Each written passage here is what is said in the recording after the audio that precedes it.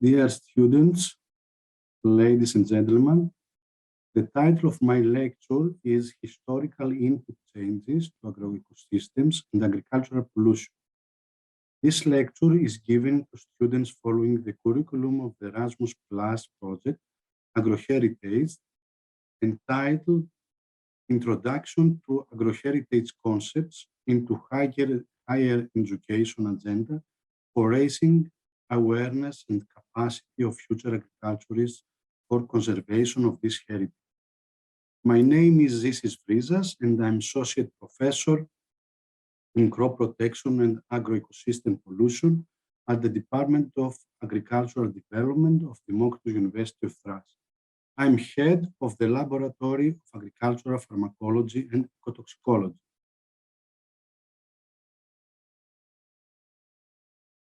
Agroheritage is an Erasmus Plus project funded by European Union, and Agroheritage comprises local plant varieties and animal breeds, traditional agricultural techniques, uses, and related knowledge developed by farmers through ages. The objective of the project is to raise the awareness and capacity of students in agriculture-related disciplines by means of a free online course, so that in the future career they can lead farmers in utilizing and conserving agroheritage.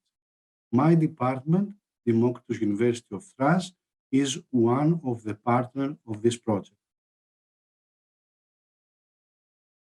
In this lecture, we will discuss the input changes and the introduction of pesticides and fertilizers in agricultural production in accordance with their impact on agricultural heritage and to the sustainability. In more details, the outline of this course include the definition of the term agroecosystem and traditional agroecosystems, agroecosystem biodiversity, analysis of the traditional cropping systems and their effects to soil and aquatic environment, agricultural input changes. Mainly, we will focus on pesticides, fertilizers, and agricultural waste, and biological processes related with these input changes. We will focus on history of pesticide use, and we will conclude with pesticide remediation techniques and how these techniques can protect the agricultural heritage.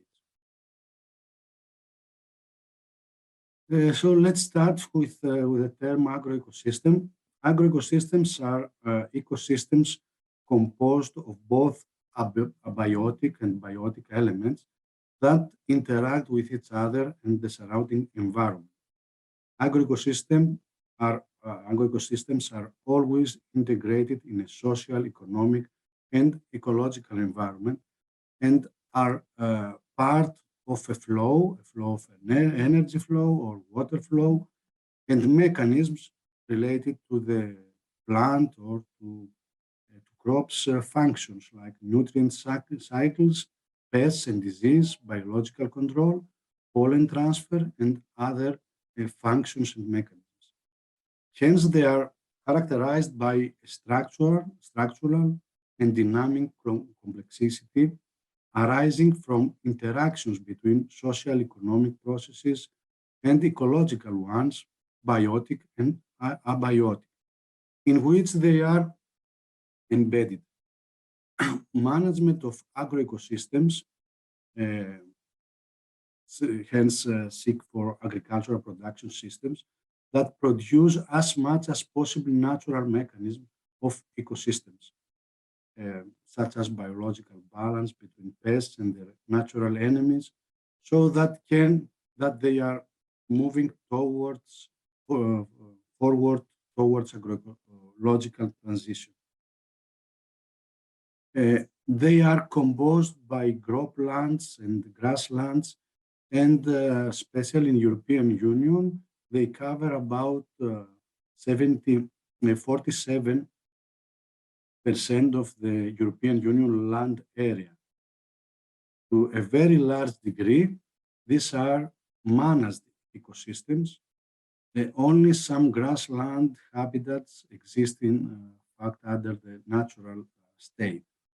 The history of agriculture spans from several millennia, a sufficient time to have specific species and habitat co-evolving together with human management.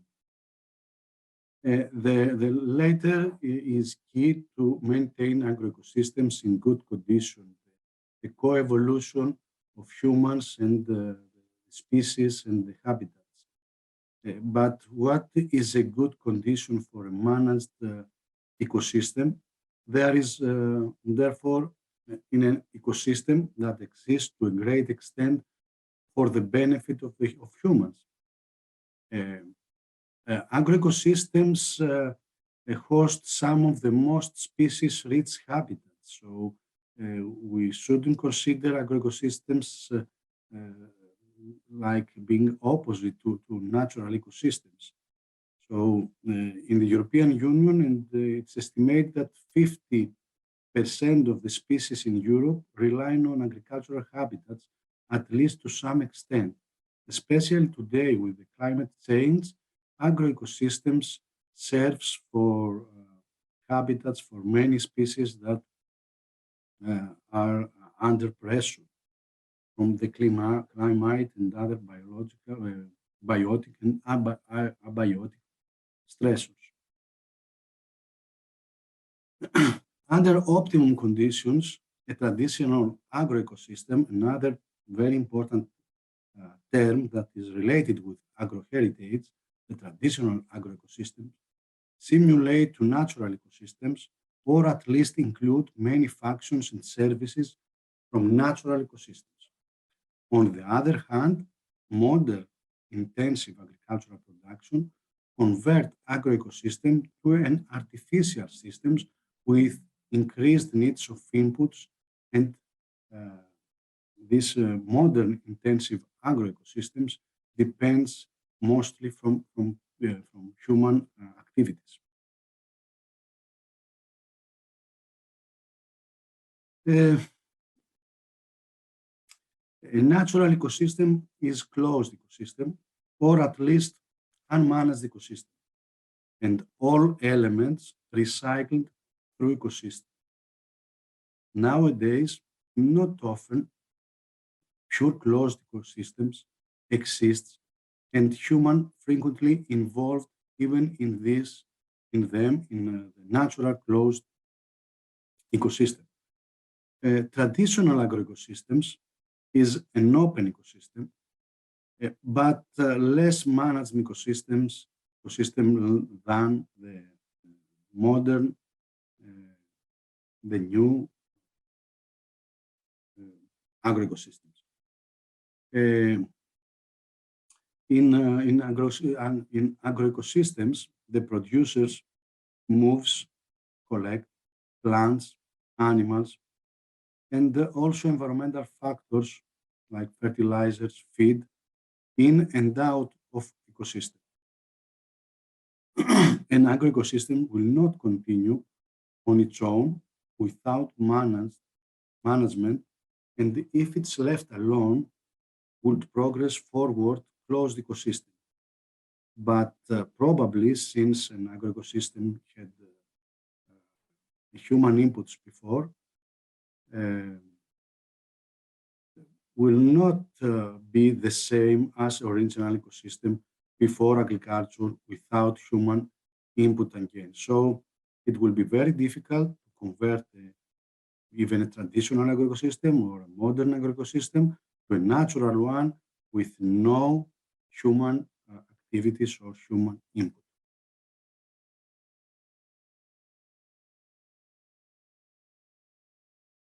There are three main differences between modern agroecosystems and traditional agroecosystems.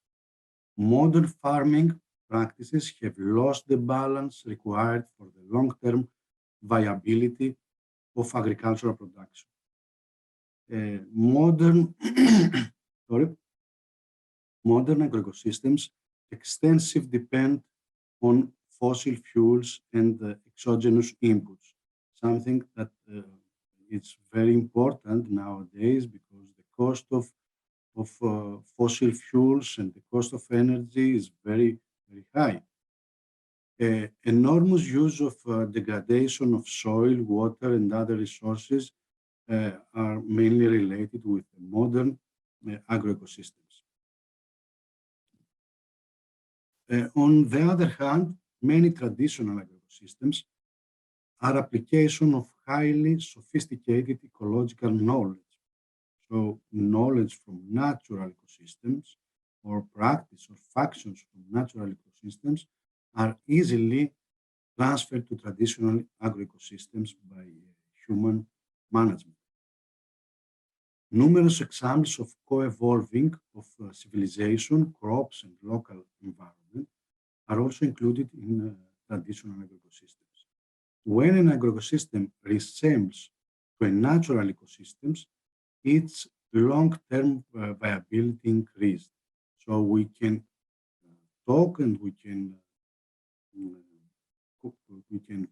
find a sustainable agricultural production by this resemble of natural ecosystems with traditional agroecosystems.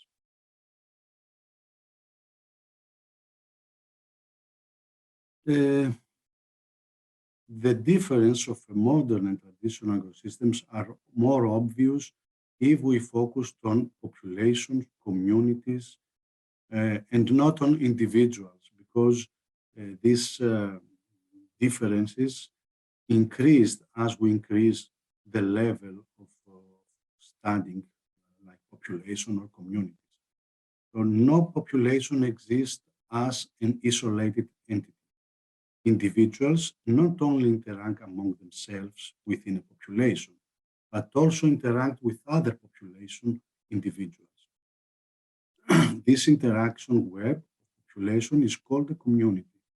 Population and community environment is forming the ecosystem. In the case of agroecosystem, this also include the management that the human offer to this modern or traditional agroecosystems. In this table are presented the differences in agroecosystem production properties of two hypothetical agricultural technology systems. We only focused on a main input, which is the availability of the water by rain feed or irrigated agroecosystem. In one case, we have the ability to add water by irrigation, and in another, we only the agricultural production is only based on rainfalls. And rain feed and irrigated agroecosystems. In the case of rain feed, in these tables we see low productivity and stability, but high sustainability, equitability, and autonomy, which is the opposite in irrigated agroecosystem. This different behavior of rain feed and irrigated agroecosystem is very important when we consider also the climate change and the extreme conditions that we have more often in agricultural production. Modern agricultural production focus on the increase of yield and the reduction of the cost.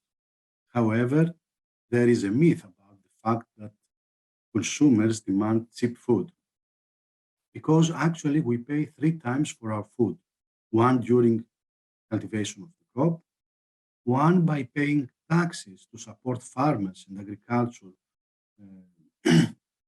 for the production or for the changes in cropping systems, to reverse, and the third time, to reverse the negative effects on the environment. The effects of intensive agriculture on the environment are not always apparent. So it's very important to consider also the cost for remediation, example of soil or the water that have been contaminated with fertilizers or with pesticides. So this is another cost that we should consider and maybe add to the crop production cost.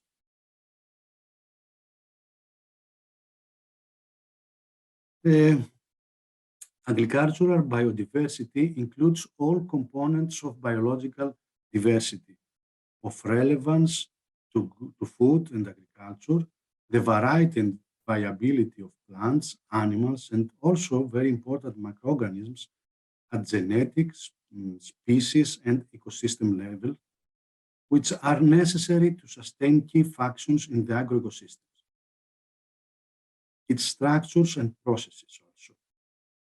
Local knowledges and cultural diversity can be considered as essential part of agrobiodiversity, and it is the human activity of agriculture which conserves this biodiversity in agroecosystems compared to the natural process that we faced in natural ecosystems. In agricultural systems, biodiversity is important. Uh, Actually, biodiversity has great value that usually not considered so much. The biodiversity is very important for the production of food, fiber, fuel, fodder, feed, to conserve the ecological foundations to sustain life support functions actually, to allow adaptation to changes situation, like we said before about the climate change, and to sustain rural people livelihoods by sustainable agriculture, food security, provide food security and income and also employment for the people. Those it has been developed through human intervention over generation, and it requires human management to sustain it. Nowadays, it's very important to select the most appropriate tools or technology to sustain biodiversity within the human managed agroecosystems, the modern ecosystems, by also taking exams from traditional natural ecosystems. Actually, there are many categories of cropping systems. We are going to analyze the traditional cropping systems and their effects on soil and aquatic environments. Nowadays, mainly in huge areas like Latin America, Canada, USA or China, India, we have established monocultures like soya monocultures, but there are many alternatives of cropping systems. A traditional cropping system can be defined as a primitive style of farming that involves the intensive use of indigenous knowledge, traditional tools, natural resources, organic fertilizers, and cultural beliefs of the farmers. It is noteworthy that it is still used by about 50% of the world population even now. The characteristic of a traditional cropping systems are the characteristics of traditional cropping systems are extensive use of local or indigenous knowledge, spiritual and superstitious beliefs in making agricultural decisions, heavy use of primitive or low-tech tools such as the axes, the hoe, the sticks, utilizing methods like burn and shifting cultivation, use of cattle racing to create fallow land, absence of accountability of responsibility to the environment. So this characteristic of traditional cropping systems uh, are are in primary primitive stage of agricultural production. However, traditional agriculture can affect soil and aquatic environment in various ways. First, it contribute to depletion of nutrients. Traditional agricultural practice like burn of remainings decrease soil organic matter by oxidizing it, and within the short period of time, the nutrient content of the soil taken up by the plants and the crops. This makes the farmers to move to another plot of land to start again. So was a practice of the first stage of agricultural production throughout the history. Another consequence is the deforestation. Deforestation refers to the decrease in the forest area across the world that are lost for other uses, and one of these uses is agricultural cropland, but also urbanization or mining activities. Especially nowadays, the deforestation of Amazonian area is very important in Latin American countries like Brazil, Bolivia, and other countries around the Amazonian area. Greatly accelerated by human activities, this deforestation since 1960. Deforestation has been negatively affecting natural ecosystems, biodiversity, and also the climate in a global way. Also, another, if we consider also that this deforestation is mainly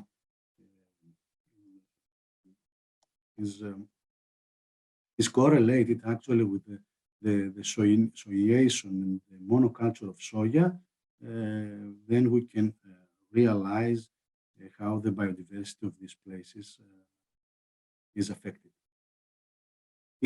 Also, soil erosion is very important, especially in specific valleys, in specific places. It is a process, this soil erosion, of removal of topsoil by the natural physical forces of the water and wind, or through forces associated with farming activities like extensive tillage. The roots of the plants and trees actually firmly hold the soil, but the deforestation exposed the soil to get eroded by weathering forces like rain, wind, storms, which actually causes the loss of the top and fertile soil. So this deforestation actually leads to degradation of the productivity of the soil very quickly in few growing seasons.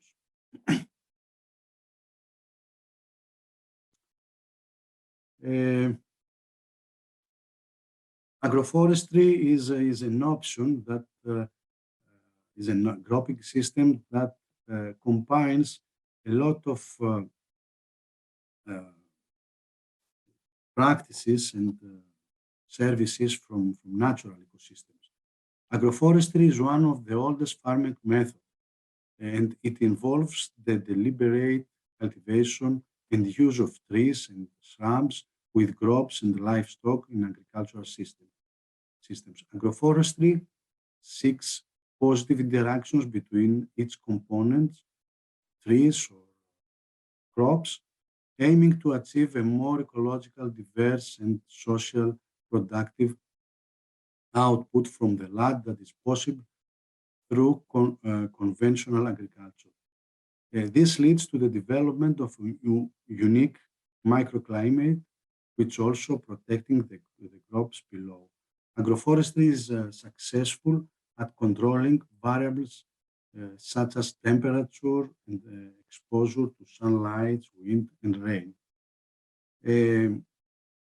In addition to the environmental benefits, agroforestry also carries strong social and economic benefits to local communities and can be combined with other local practices and food processing also. There are three main types of agroforestry systems. Agri-silvicultural systems are a combination of crops and trees, such as alley cropping and home gardens. Silvopastoral systems combine forestry and grassing and domesticated animals on pastures, grasslands, or on farm. The three elements, namely trees, animals, and crops, are the integrated in what are called agro-silvopastoral systems and are illustrated by home gardens involving animals as well as scattered trees on crop lots used for grassing after harvest.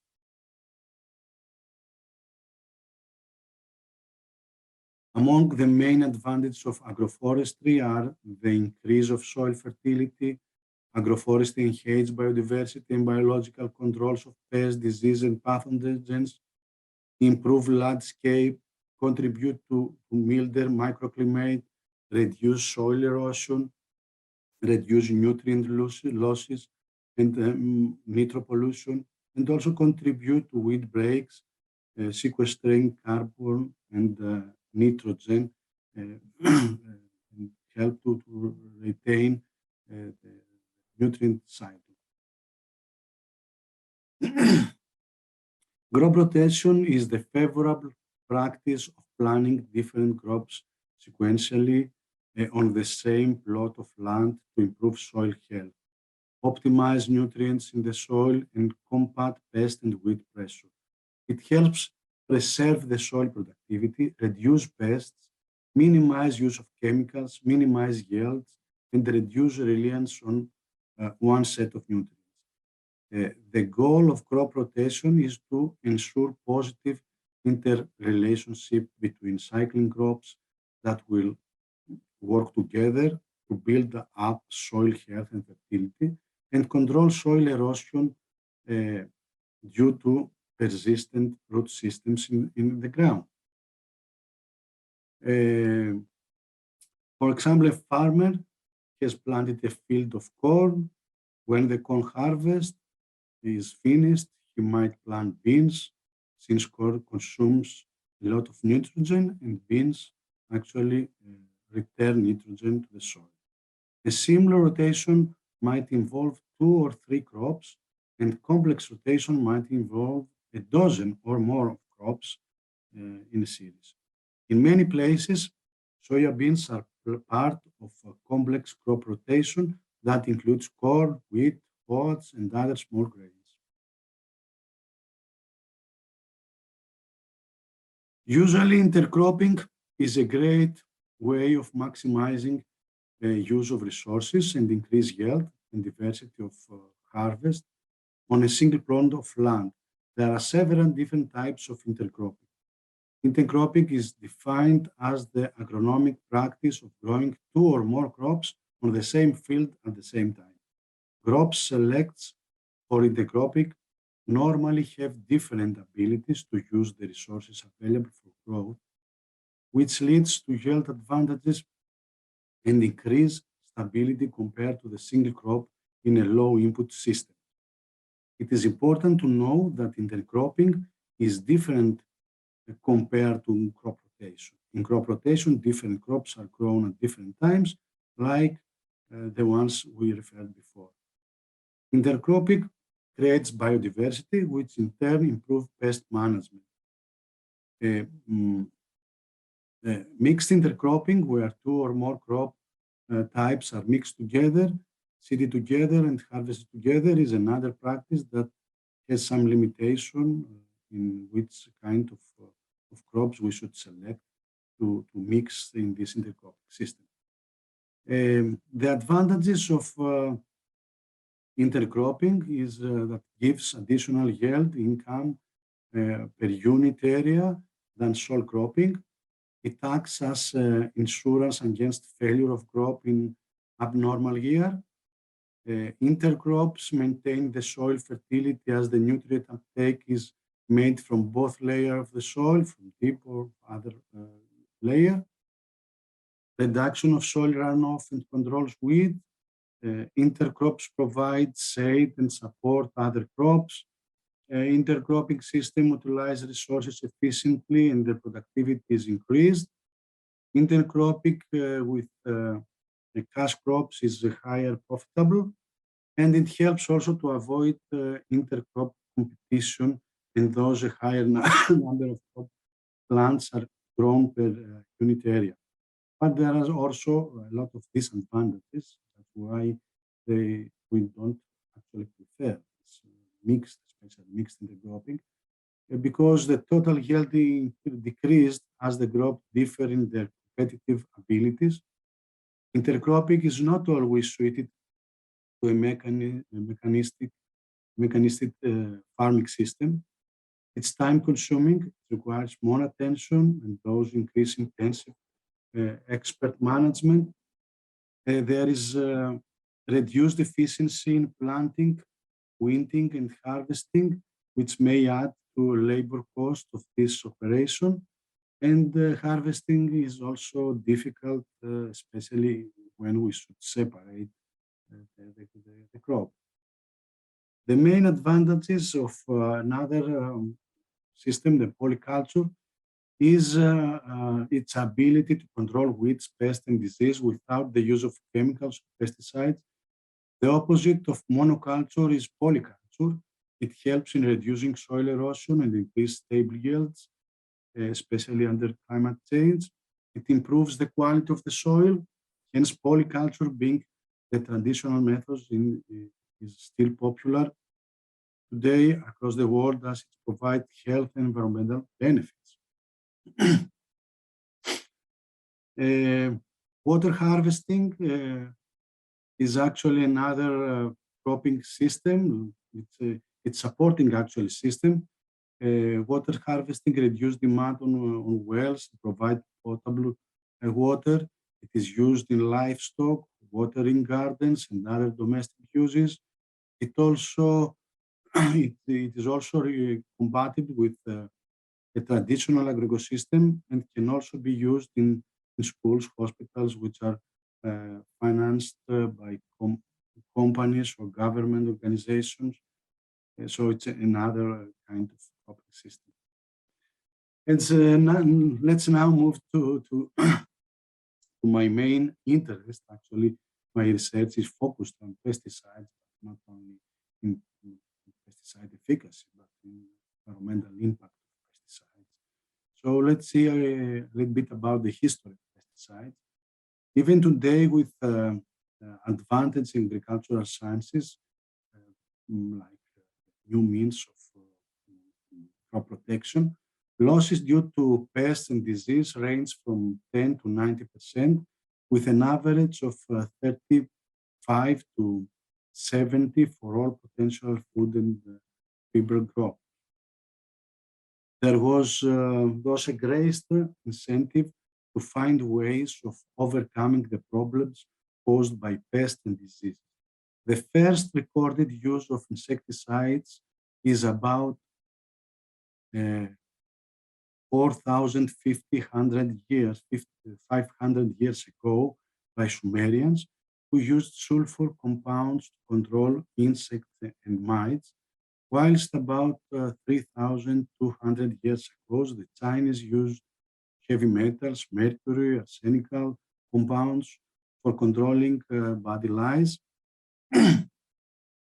Writing from ancient Greeks and Rome show that religion, folk magic, and the use of what may be termed chemical methods were tried for the control of plant diseases, weeds, insects, and animal pests.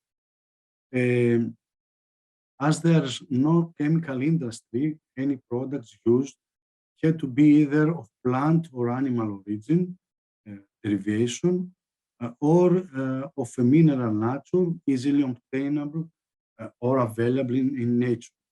Those, for example, smokes by burning different kind of material was used for many cases to control insects, pests, disease, and weeds.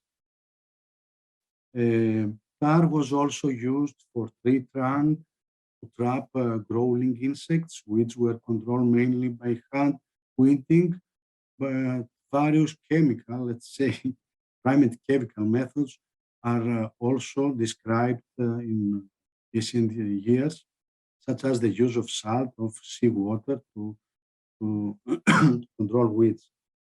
Pyrethrum, which is derived from the dried flower of chrysanthemum, the Pyrethrum dices, it has been used for as insecticides for over 2,000 years, and Persians used the powder to protect grains, and later Crusaders brought information back to Europe, and the pyrethrum, the use of pyrethrum was established in Europe. Many inorganic chemicals have been used since ancient time as pesticides. Indeed, Bordeaux mixtures based on copper sulfate and lime is still used against various fungal diseases.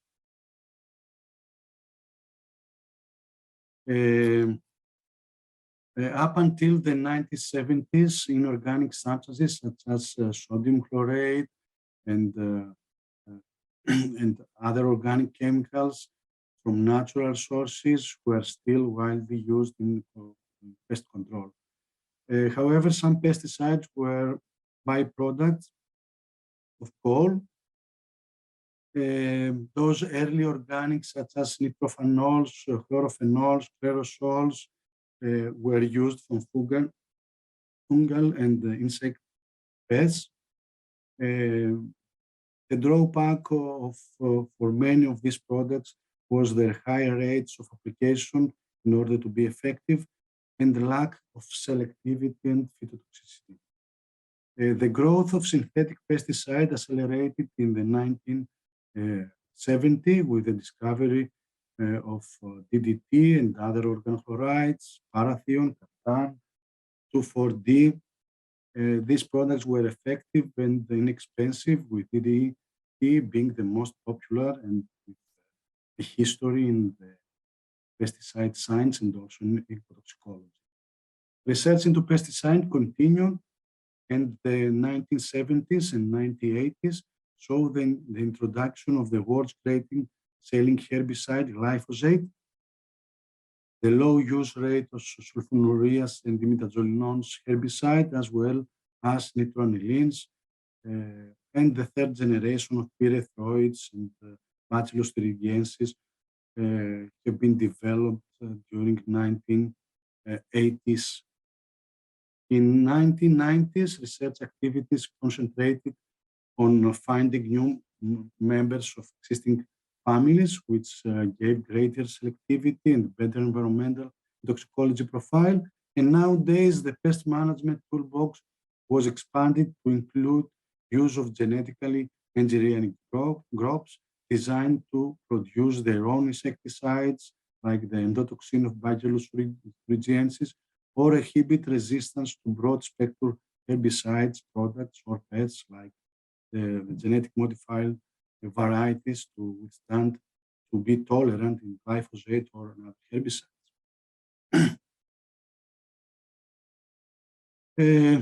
Insecticides, acaricides, herbicides, fungicides, bactericides, nematicides, botanycides, multicides, plant growth regulator, algicides, pesticides are mainly synthetic compounds nowadays used in modern agricultural production.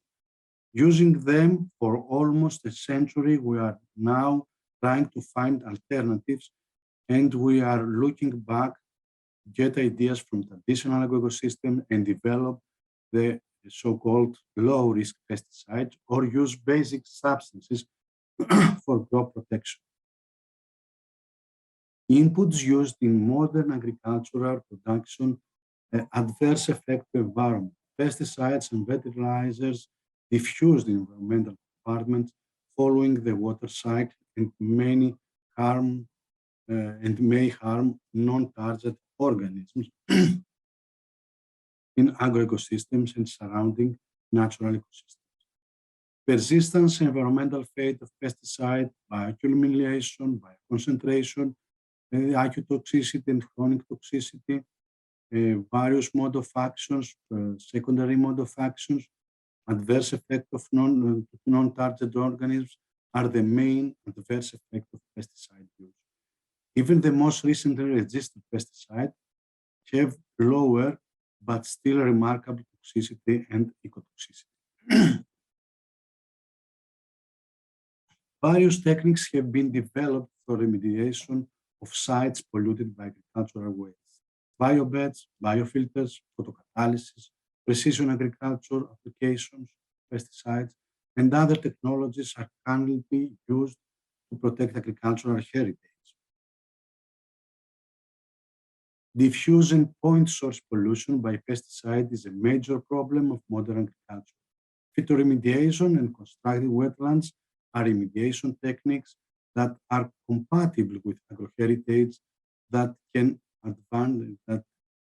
take advantage of biological processes to remediate soil and water contaminated by pesticide residues. In the next two slides, we can find indicative literature and questions for this lecture. And I would like to apologize for taking about 10 minutes more in this lecture. And thank you for your attention and your participation in this agroheritage course.